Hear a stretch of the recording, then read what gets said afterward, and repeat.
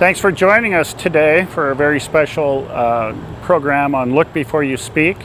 Today we're going to be visiting a very special artist in a different kind of art form, tattooist. And Mike Schaefer, the owner of Blaque Owl Tattoo, is going to spend some time with us talking about tattoo and Missoula and some of the images that are proliferated and incorporated onto different kind of canvas. So let's go in and see how Mike is doing and get caught up on his approach and the history of tattooing here in this region.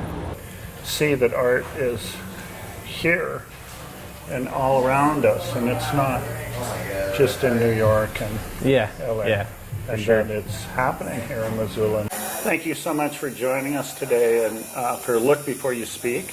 And today we have a real special treat. We're visiting Blaque Owl Tattoo here in Missoula, and Mike Schaefer has agreed to accommodate us and share some imagery with us. And as you know, this program emphasizes really an appreciation and looking at visual imagery and appreciating visual imagery and celebrating people who also have an appreciation for that.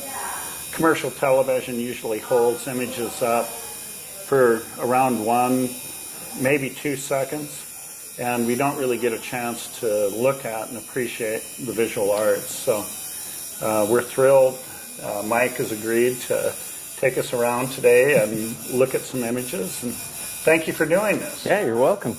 Yeah. So how long have you been here in Missoula? Geez, 92, 93, around there? Okay. I can't remember, somewhere around there, yeah. That's great, and the business has grown over that time. Oh yeah.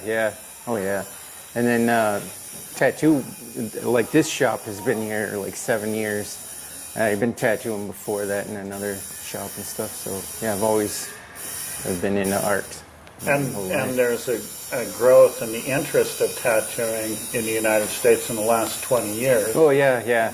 The TV shows have kind of helped out on that, letting people know what it's really about, kind of thing, So the cultural roots, maybe we talked briefly about this before, of maybe in the South Pacific having a different meaning than it does in the United States. Oh, for sure, yeah, really American traditional kind of style here, and because like there it's a whole different style of, like, that tattoo is meaningful for the whole, rites of passage, right, yeah. or commemorating a particular... different style than here. Here we like images that are like, birds or something like that, that's a different kind of a meaning. So sometimes that meaning can be really personal in the United States. Yeah.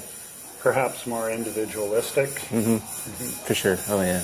What are some of the most popular tattoos that you do, or one of them is a rose. A rose is pretty much the standard. Always. Yeah, that's or mom. Yeah. Yeah. A heart. Yeah. Butterflies. There's a lot of certain ones that you'll see all the time in a American traditional type tattooing, so. Do if somebody walks in, and could you take me through that a little bit as far as? Usually, a lot of people will have an idea of what they want, so you just kind of work off of what they want, and then you draw up this, So the tattoos that you do, you develop the design. Yeah. And each one of us artists has our own little styles and stuff, and sometimes whoever's getting the tattoo usually will pick a certain style that they like from that individual, because of the portfolio or something, But usually we'll guide them into something that's, I don't know, I want to say readable, but like nice lines and won't be later on down the road be like distorted blurb, so you want to be able to see it nicely. So we kind of walk them through the whole shebang. One of my interests in this is, I think of it as a pretty, blue collar art form or something. Yeah. is very accessible. It's very personal, but it's also a person really has to be convinced that that's what they're going to wear. Yeah, or for the have. rest of their lives. Yeah. Well, you can get them removed, but you're still going to have a little residue from it, you know? So. Yeah. Well, do you have some images that we can look at? Which one would you like to talk about first? Like this, for instance. I wish I had a better image, but this is a cover-up of a tattoo, and it kind of takes you through the stages of how a cover-up works. You can kind of see underneath there was something there. I do quite a few cover-ups that people have, either regretted a certain tattoo and then I cover it up with another image, or else they got something that was really shoddy and they needed it out of there. But other than that, a lot of these are things that people have just like, hey, can you do this something, and then I'll draw up something. This is a actual picture of a realistic bird that I just kind of put on a guy's leg. So birds are pretty popular. Yep. Yeah, it's crazy how certain years you'll do more of something than the other. And I've noticed that in the last 20 years that there's become a lot more sophistication with color. Yeah, for sure. And design. And detail-wise. How has that evolved? Back in the 50s and stuff, it was always about bold lines,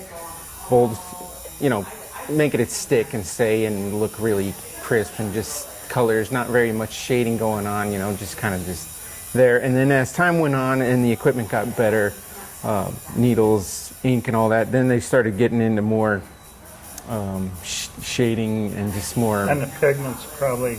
Oh yeah, the pigments better. have changed quite a bit. Yeah. So this is a bird. How old is this image? I did that a while ago, almost 15 years ago. I did that one. So. And this is a crown of thorns. Yeah, he just had an armband there, and then later on I put this here. And so this is kind of reminds me of a cartoon out of the 60s. Oh yeah. And that's just my own style. I just kind of drew up and he totally dug it, and so we put it on him. That's great. Can we get a close-up of this one down here? And can you talk about it? Yeah, eyeballs. It's kind of a style of almost, like kind of a spine kind of thing. Spine. And then an eyeball. I'm really into eyeballs, so I always throw an eyeball in something a lot of times. So, yeah. And that's pretty popular. Eyeballs, yeah. Yeah. That's great. So, a lot of these have to. It's not like I mentioned in the intro that this is a different kind of canvas, and so this is on the anatomy, and so your designs have to accommodate the curve and. Oh yeah, there's a lot of certain tattoos, depending on what it is style-wise, works great with the way the body flows and stuff, so you make it work with the way the muscles are laid out and all that. And But you're just working with the skin. Can you turn the page here? Oh yeah, sure can. Yeah. Oh wow. Let's look over on this side first. Okay, here's a heart. Yep, and then just put in. It was. It's actually my ex-wife's tattoo with my daughter's name in it. That's beautiful. Thanks. And then this, I bet you this is popular in Montana. Yeah, I've done quite a few flies. Flies. Yeah, he was an avid fly fisherman, so he put those on his arm. Wow. Yeah, I've done quite a few versions of that. So, a lot of these things are very personal. Oh yeah, So they come up with a narrative on their own, what this is to be about. Yeah, a lot of like this. These are two different people, but they're really into their Harleys and stuff. So that's what the Harley motor's there, and this is like a bunch of different styles of Harley motors, you know, and he wanted those all in there because he's really into motorcycles. So. Yeah. Wow. And then certain people probably are more want the tattoo to be more visible and oh yeah, yeah. And some want to just keep it for themselves, not show anybody. Yeah. And then there's some that rather, you know, they want it like out there and show everyone. So. Wow. And this is on a forearm. Yep. Yep. I don't know if you can get this one. I want to say that's like a Frank Frazetta painting. I don't know if you heard it. You remember him back in the 70s? And So some of these are based on artwork that a client might bring in. yep. Some people will bring them in, or else I'll just draw up something for them. Yeah. And how did you get into this? How did I just kind of fell into it, actually. I used to airbrush before this. Used to paint T-shirts, cars, motorcycles, all kinds of stuff. And then I just kind of, I was getting my first tattoo and just kind of fell into like, hey, you want to learn how to tattoo? And I'm like, yeah, that'd be fun. Yeah, I think these tattooing has its roots in something that is way more democratic. Yeah, yeah. You know, it's a lot of times you don't hear art scholars talk about tattooing. No. Or, but in many ways, it reflects a desire on the part of the culture Yeah. to reflect something in a visual way. And that's really important and should be acknowledged. And Oh, yeah. It's not going to go away. I think probably following World War II, there were tattoos that were brought back on sailors' forearms. Oh, yeah. And most of the tattooing probably occurred in ports and, Yep. Oh, yeah. or around the bases or whatever. Yeah. So That's where that term, was it screwed, stewed, and tattooed came around. Yeah.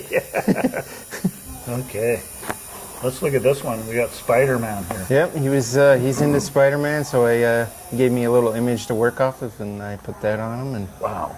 Yep. And these colors are pretty. They're not fugitive. They're pretty stable. yeah, and actually these will lighten up just a little bit because you're growing new skin over it when it heals up, so they'll be toned down a little bit more than what you see. Mm-hmm. But other than that, yeah, they stay like that. So, and if you're in the sun a lot, they do tend to bleach out from the sun, your skin and stuff. But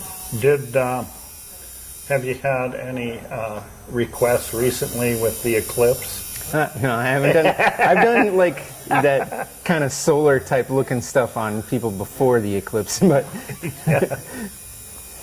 Oh, this is beautiful. Yeah, that's another image. Wolves. You do quite a few wolves, you know, over the years too. Because certain meaning with wolves, you know. So. Yeah. I like to think of just talk about tattooing as an art form. Mm-hmm. And just because it's maybe more democratic or blue collar, and it's not in museum walls or necessarily in galleries, but it's very popular. Oh yeah, yeah. So, I guess our bodies are the galleries, you know, when we walk around, you know. That's we right. show people, and it's awesome, you know. Okay. That's a poke. What do you call this? A Hopi? It's from The down Southwest? south. Yeah. Yeah. Yeah, That's and then, great. yeah, another eyeball because I'm into the eyeballs. Over here. Very cool. So you have a lot of satisfied customers. Yep. Oh yeah, yeah. You get those, you know, customers where they get their first tattoo and then all of a sudden they come back for more, and it just keeps going. Sometimes people want to have more of their body. Do they plan for? Some do, some don't. Yeah. I guess. Yeah. Because they never think that they're going to get more than what they have. You know, so. One's enough. Okay. Well, very cool. Thanks. And how many people do you have working here in this? There's 8 tattoo artists at the shop. including me, 9. But I don't tattoo as much as I used to because I mostly build the tattoo machines now. So a lot of my time is spent on that. And so the tattoo machines are what? The machines are the ones that put the ink into your skin. Yeah. Okay. So I make those for people around the world, and that's a whole nother little crazy art form for me because I really like working with the metal. mechanics of Yeah. it. And can you talk a little bit about that process? Sure. That's just great, man. That's great. So these have different functions. Yeah. So when you're talking about 8 rounds, it means the intensity of the color? Just the way how many groupings are in a needle, because the needle is not single. It's not a single needle. There's a bunch of them all in a bunch. And when you're doing like an outline, if they're doing like a 5 round or 8 round, which would be like a ballpoint pen, the thickness of the line, this will push in that certain amount of needle into the skin. And then there's some that are shaders, which would be like a paintbrush to color in more. So. And then how did you get going on making these? I kind of fell into that one too because I'd always tinker around with my machines, and then I would fix other people's machines in the shop, and then it turned into like building them for sale for other artists, which kind of fell into that. And I've been doing that for over 10 years doing that. The machines I make are coil driven, so they're you know how like an electric bell works. Yeah. Electromagnetic. Yeah. Same thing. So it runs just like that, kind of like a sewing machine up and down. Wow. And I make various versions of that for people. You know, they'll let me know on what they want to use it for, like because all these images have certain needle groupings to put the ink into the skin, and I will build the machine off of that. So. This is Our Lady of Guadalupe. Yep. Wow. Have you done many of those? I've done quite a few over the years of those, yeah. Different versions. Yeah. And so sometimes the imagery is religious. Yeah. Oh, yeah. Yeah, I've done quite a few religious tattoos, yeah. And here's the dragon from China. Yeah. Wow. Yeah, and this is more of a medieval type dragon. There's another dragon, China dragon, kind of Japanese style. Do you draw these out in ink beforehand? Well, usually, a lot of times I will just, I'll draw out an outline of them. And sometimes if they need a color version, I'll do a color version. But a lot of times they always trust me on how to color it in kind of thing, you know. So they just give me an idea and then I run with it. So there is a lot of trust. Yeah, oh yeah. Placed in you. Yeah. Yeah. And then do you have clients who are followers of you? Yeah. Oh yeah. Okay. Yep. That's great. It's really cool. Thanks. This is a Celtic symbol. Yeah, and I'm trying to think of there's a certain name for that one too, because that's all one ribbon, and I know each one of them has their Meaning. symbol. Yeah. Wow. Very cool. Let's keep going here.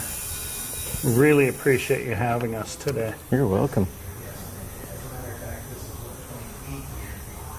Yeah, all kinds of tribal style stuff. More eyeballs. A flying eyeball. Yeah. Is that related to? Actually, a lot of the flying eyeball, I swear that's like an Egyptian thing.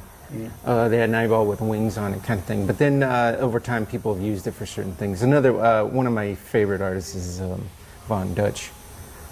His name's Kenneth Howard. He did a lot of pinstriping back in the 50s and 60s and stuff, and built motorcycles and stuff. But he always had an eyeball that had wings on it and stuff for one of his logos type things, you know. So that's always been one of my favorites.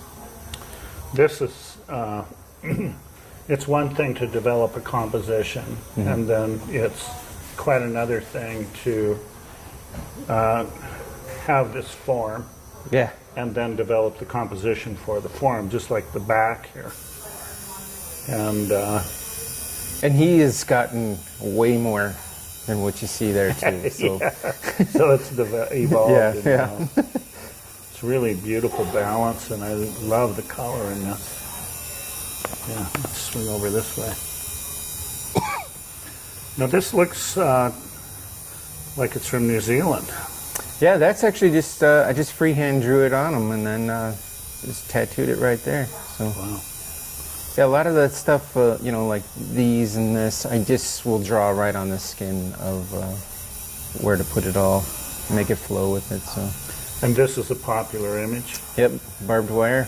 Yeah. Oh. Let's see. Let's go this way. Yep. It's funny how a lot of these I can remember the day or time. This is on one of my friends actually. He wrecked his Buell motorcycle and he got a good scar on it. So I put the Buell emblem with the zipper on it. There's Woody. Yeah. Wow. And a green dragon. Yeah. Dragons are like another one of those traditional type favorite tattoos, you know. So Very cool. I went to an exhibition one time, actually, that was a guy who had done research on prison tattoos. oh yeah, And, yeah. Which are little, that's a whole different genre Yep. because they use ink from ballpoint pens, Yeah, basically. all kinds of stuff. Because there's certain places where you can't get a ballpoint pen, so then they'll use like an old checker or something and scrape it, and then does it. Yeah, there's like a million ways. Burning certain things, you know. Wow. These are sure refined. And how long does it take you to accomplish a tattoo? Something, you know, like something like this would probably be, it's about 2 hours or roughly around there. So somewhere you would think, you know, if it's a certain size, I would go pretty quick, but a lot of times if it's too really detailed, it takes a lot longer than, you know. And it, so you probably meet with the client beforehand. Right, yeah. Decide on that and schedule a time. Right, yep. Okay. So it's And not like a bunch of guys out drinking and going, No. I'm going to go get mom tattooed on my No. with I mean, an anchor. you could. There's a mom tattoo right there. Okay. Okay. But a lot of times, I don't know, they just, some people, when they want something, is going to be, you know, they know it's permanent and they want something that's going to be awesome, you know, and not like you just leave the bar and you're like, hey, I'm just going to get whatever, you know, just get something, you know.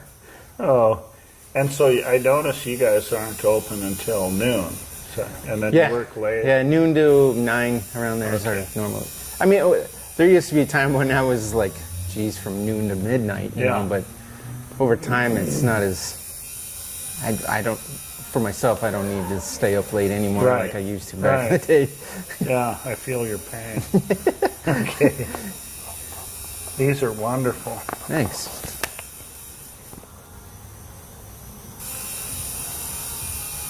Yeah, black and gray is another one of those things a lot of people will get, you know, where there's no color, it's just images in gray tones.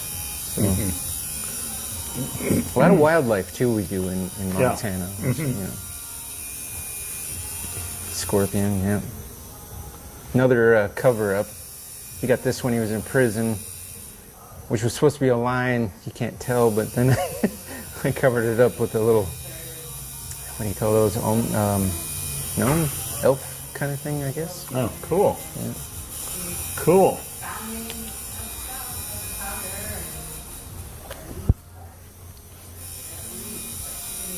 Where? Look at this one. This is pretty sensitive. Yep. Yeah, more religious stuff. You do a lot of like crosses on people, you know. Have you ever done wedding rings? I have. Yep. Those I try to discourage a little bit depending on the person because they don't hold up very well on the fingers, and you never go really around it because on the underside they just fall right out. Yeah. Yeah. So I always put names or initials above on the top and some simple line work. You know, can't get too crazy on detail on a finger. So.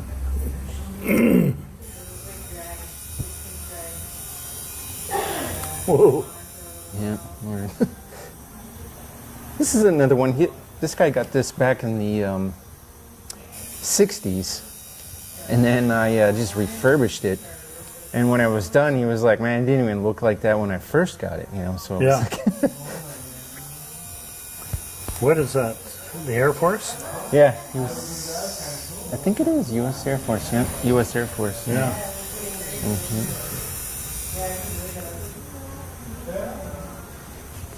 Another military one there too, USMC.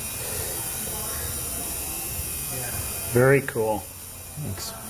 And I noticed that you guys also, in your shop here, also host artists on First Friday. Yeah, yeah. We every month we change out, and a lot of local people will show their stuff and display it, or else even one of the artists here will just have a month where they display all their style of work too, because we all do some sort of painting or watercolor or chalk work, you know, something That's like that. really So- important. That's yeah, really it's nice to important. display what we do. And I too. think it's so important that the audience or people in Missoula embrace artists, and don't always think of artists as part of a fringe or alien beings who are plopped down here, but that they're regular human beings and neighbors and friends. This is simply beautiful. Thanks. Yeah. The old turtles. 2 turtles. Really nice. Really nice. Well, I hope that people do take in the Blaque Owl Tattoo, come down here and meet some of the artists, and if they are daring enough, they can get a tattoo, but also just come and appreciate the artwork that you have here. Oh, for sure. Yeah. And keep up the good work. Well, thank you. And, you know, it's just great to meet an artist that's active and committed, Heck yeah. and been committed for a long time to doing art, and a particular kind of art. Yeah. It's not for everybody, No, but it doesn't have to be. No. But it's art. And, Yes. so I hope people take the time to look and appreciate and learn to talk about it. Yeah. It's nice having art that you can carry around with you for the rest of your life. That's right. And you always have stories about them. That's right. That's right. Well, thank you very, very much. I think we're going to look at a few more images here in the gallery, and I appreciate you tuning in. And please come back and join us next week.